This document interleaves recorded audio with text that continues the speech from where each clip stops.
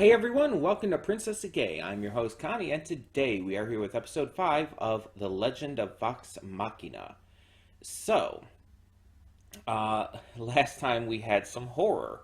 We had the whites of Delilah, I believe her name is. Delilah, why can't I think of her last name?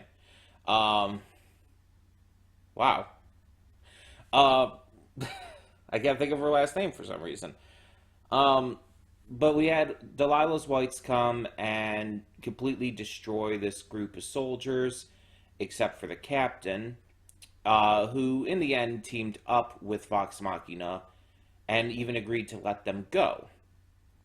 However, with Uriel still under hypnosis, once he finds out, even if there's reason given from the captain, um, it's not going to turn out well, I feel. Like, there's probably going to be, like, a manhunt for them or something, I could believe. Uh, Meanwhile, Pike has decided not to go with them. She's going to go pray at a temple, to try and ask for forgiveness from the Everlight. Uh, and it sucks that she's not going to be there with the rest of them for a lot of this journey, but at the same time, it's it's going to allow her to probably become stronger in the end. And I'm still thinking she's going to come back at some point, and end up like saving their asses when they're in need. um, but yeah, I guess we just are on the journey to Percy's homeland now. And we're gonna probably have a couple stops along the way because I don't see this happening in one episode. I don't see us getting there in one episode. But I mean, I've been wrong before. Uh, we'll see. We'll see how it goes. I'm definitely interested to see how the group interacts with Aunt Pike and how often or how notably that's brought up. Um, and I'm wondering if we're going to see Pike's journey as well. That would be pretty interesting if we did. Um, but yeah, question is what next? Because the whites failed, so I doubt Delilah's going to give up on getting her book back. So what's next? I mean, I guess we'll have to see. I guess we'll have to see. Uh, this is turning into a very, very interesting series. It started off good, but it's gotten great with the past couple of episodes. Basically, this arc so far has been leagues better than the first arc, or the mini arc, the two episodes, the premiere. Once they brought in the vampires, basically, it started getting really good, like great. So, sorry if I seem like I'm out of it, by the way. It's like the first recording of the day. I'm very tired as well. I don't even know if I'm going to do much of any other recordings today. It's just, I just woke up not that long ago.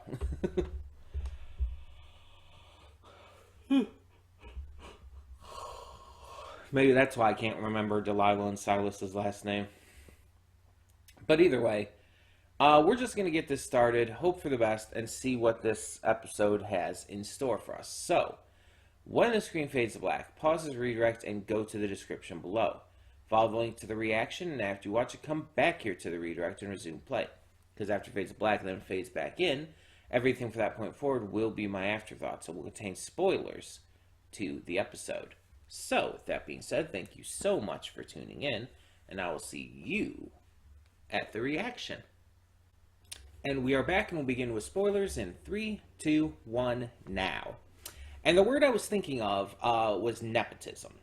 Uh, Nepotism is basically the act of favoring a family member for a role or position in power, most notably stuff like Hollywood and all, um, simply because they're your family. It's like getting them jobs on movies and all.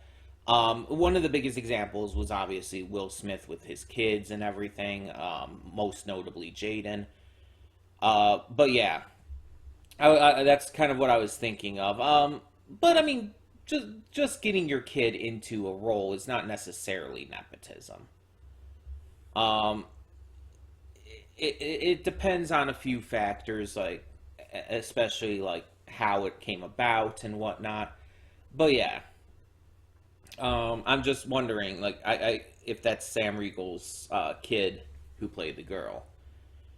Um, Now, as for the fact of the child being killed and all, obviously that is extremely upset. Actually, two children, from what we can see, being killed. Um, Obviously, very upsetting. But especially the girl, because we like got to kind of see her and see her excitement and everything. Um, the biggest thing with that though is we did kind of know something like that could come because Percy made it clear when talking about his past that kids were not given, you know, any uh what's the I'm having a bad time thinking of words today. They are they're not given any mercy. That's not the word I was trying to think of, but that works perfectly. They're not given any mercy compared to like the adults and all. Um, like there's a lot of times movies or shows will avoid specifically killing kids. A lot of zombie movies, for example, won't show child zombies because the thought is extremely dark, and a lot of times they're worried that it's just going to upset people in the wrong ways or whatnot, I guess. But the thing is, I actually prefer it when zombie movies show or zombie media in general show child zombies because I think it's pretty realistic that there would be child zombies, and two, it actually does hit, and in a good way, in a way that you're supposed to feel that upset at. And as as horrible as it is, I actually appreciate when shows and movies show children being killed and dying and stuff. As hard as it is and as horrific as it is, especially in a case like this, I think it's also good for displaying how evil a villain can be.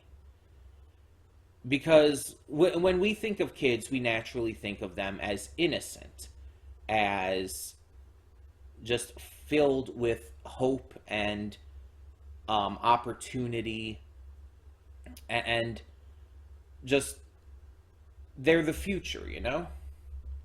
So when you see, like, in a piece of media, a kid dies or gets killed, it's like, it's kind of that symbolism, not just of, you know, an innocent kid being murdered, which is horrific, but it's also the symbolism of, like, the hope for the future being snuffed out.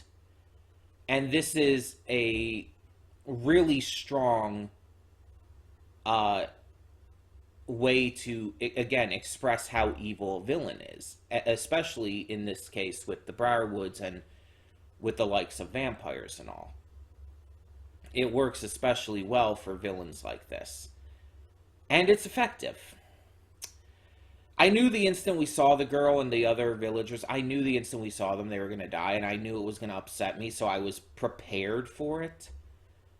But it very much does upset me still, especially since it focuses on the girl on the tree there. Like, and I bet you anything, all of them were dead before they were hung there. I bet you anything that they were not killed by the hanging. The hanging is literally just a sign. It's literally just to taunt Vox Machina. That's all it's for. Um,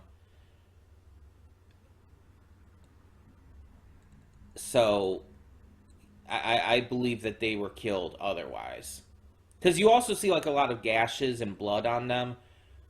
Like the little girl, she has blood on her cheek, coming out of her mouth, on her head.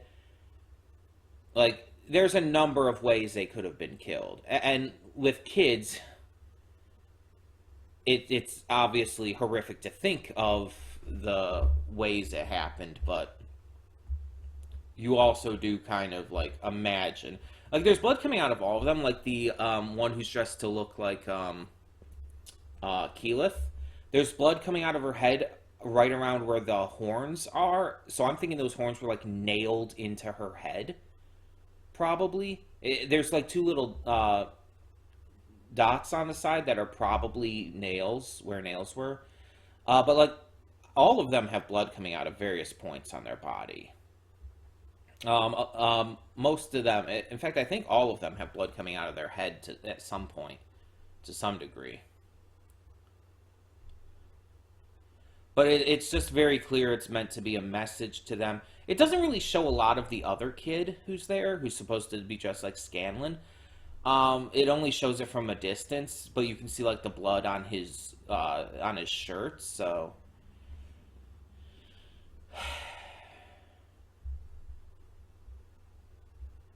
I mean, it's like,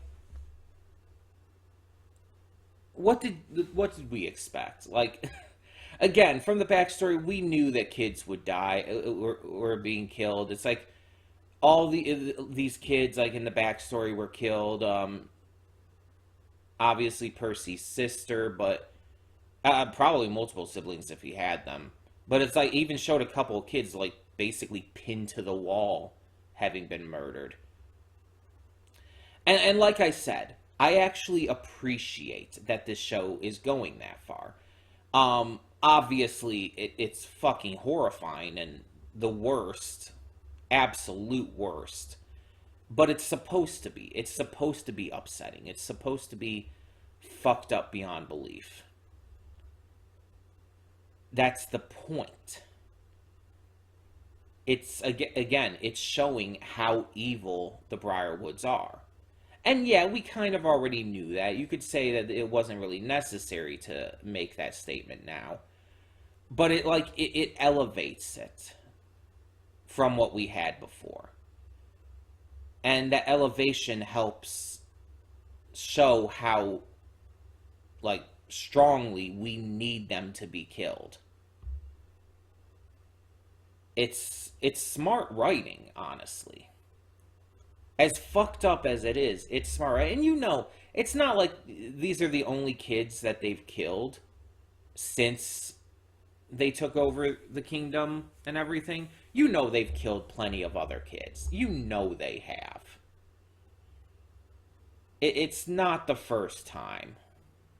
And that doesn't make it right or anything. It makes it even worse, but I'm just saying, it's like this is definitely a regular thing for them. And that's why it makes it clear that yeah, they need to die. And pretty gruesomely would be preferable.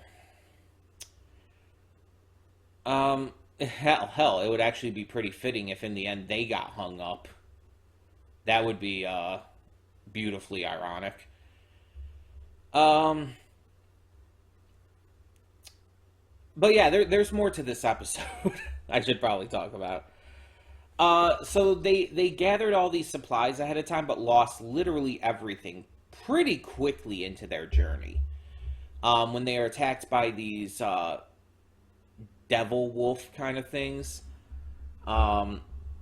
they were forced to have to fight back, and it caused them to lose their cart and all the materials they got from Gilmore's, which, you know, really sucks. Not only because the materials would obviously help, the enchanted arrows, the holy water, all of that, but also they spent probably quite a pretty penny on it, so it's probably not great.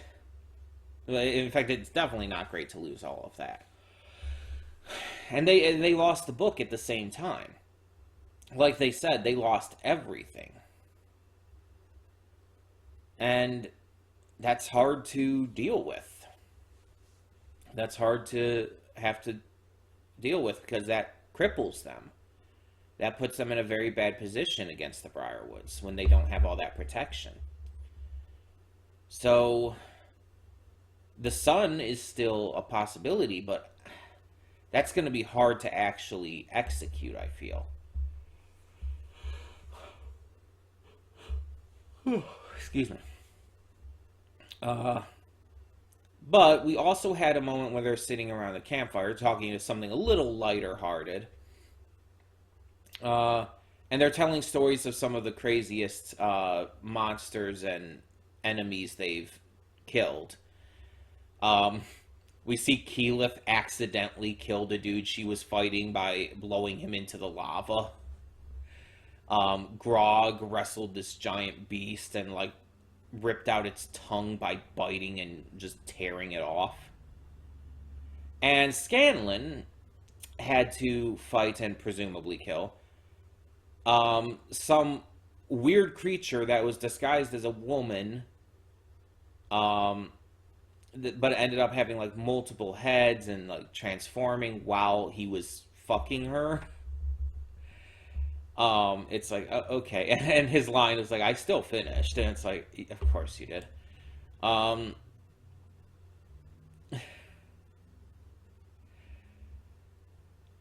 just...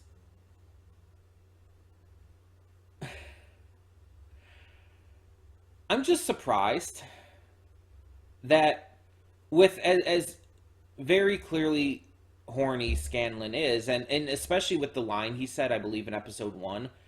Yeah, it was definitely episode 1, where he said, like, where Keyleth, I think, was describing them all, and she said something along the lines of, like, and Scanlan wants to, and then he continues, bed everybody in the realm. You don't have to hide it. I'm not ashamed. And it's like, for lines like that, and for, honestly, the fact that he is very clearly pansexual, we only ever see him with women or show interest in women. I mean, that's fine. I mean, I'm pansexual and I am more sapphic leaning myself. But it's like, I would like to see him be shown in a relationship with a guy too. I mean, we've seen Vax show that kind of stuff, and that's great. But I feel like Scanlan probably should too. It's like, hell, don't get me wrong. It's like seeing this lady like bouncing on his dick, tits bouncing and everything is like, okay, cool, nice, we get it. It's nice to see, but it's like he is very clearly like pansexual. Like I can't be the only one who sees that, and I'm not just projecting because I'm pansexual. Like this dude is just horny for everyone and everything, and that's clear.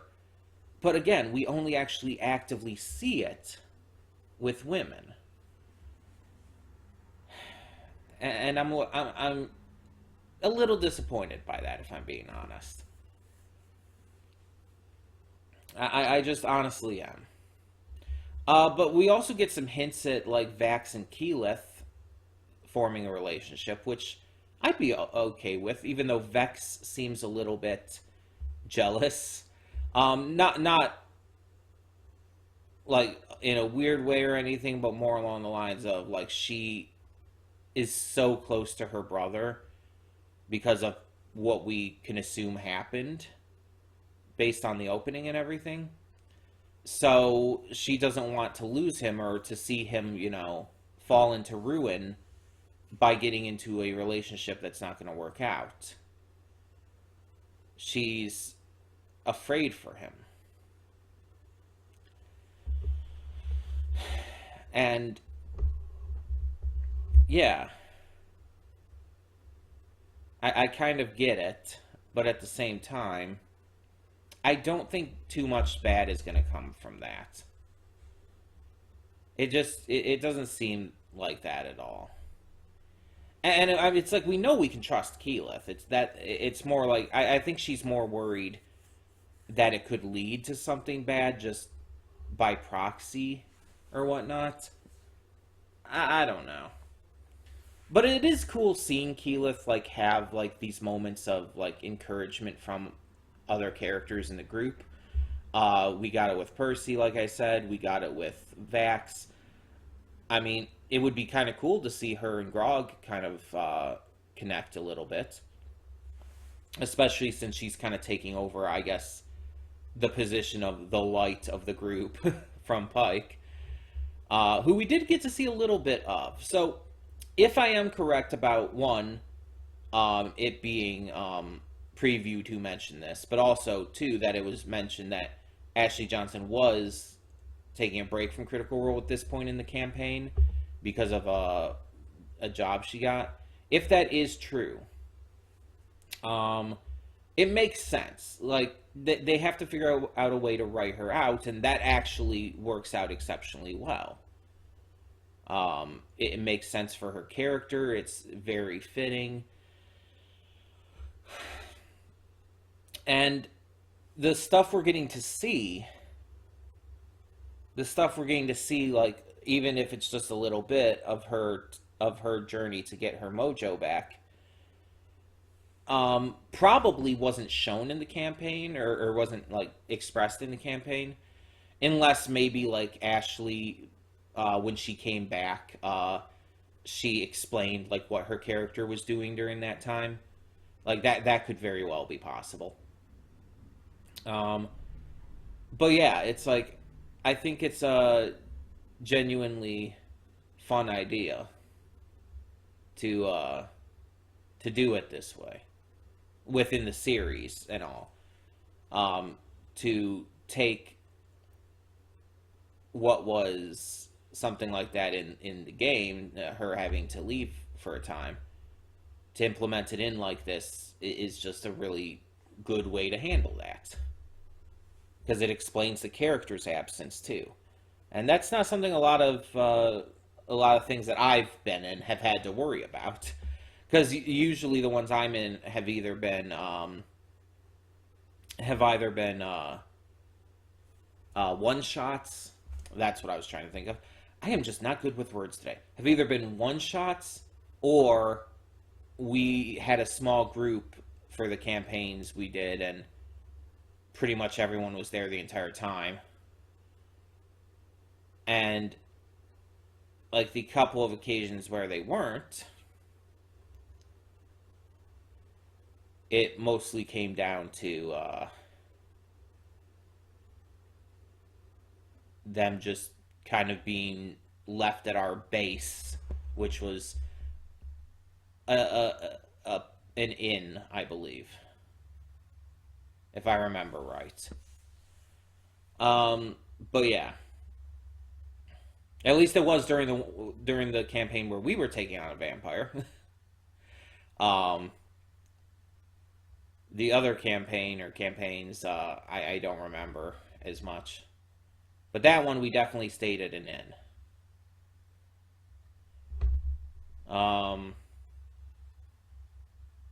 Yeah, I'm trying to remember all the details, but yeah, I believe we just left. It was just we left them back at the end, like they just didn't come with us, which wasn't really like the best explanation, but hey, whatever. um, it was basically only like, oh, they couldn't join us this week, so we just had to figure something out to write them out for the week. Not much to do for a 1 week thing like that. But anyway, so yeah, we got more horror imagery in this. I think that's just going to be constant in this arc. We get obviously the horrific imagery with the. Are they supposed to be like a family of people who were hung up, or was it like more than just a family or whatnot? Either way, the villagers killed and hung up to look like Vox Machina, obviously horrific. We got cues of romance and other stuff as well.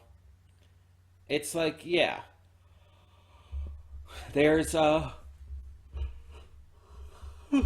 excuse me, there's a lot brewing, and it's only going to get more insane from here. This is a wild series for sure. And I mean that in the best way possible. This episode I don't think was as good as the last two. It was still good, but the last two were, I feel like, something special. And this episode was just really good. It was still really good. It was still better than the premiere. But yeah, it wasn't as special, as grand and great as the last two episodes were. Just personal opinion, at least. But tell me in the comments below, what did you think of this episode of The Legend of Vox Machina? And for now, I'm Connie, and I'm signing off. See y'all next time.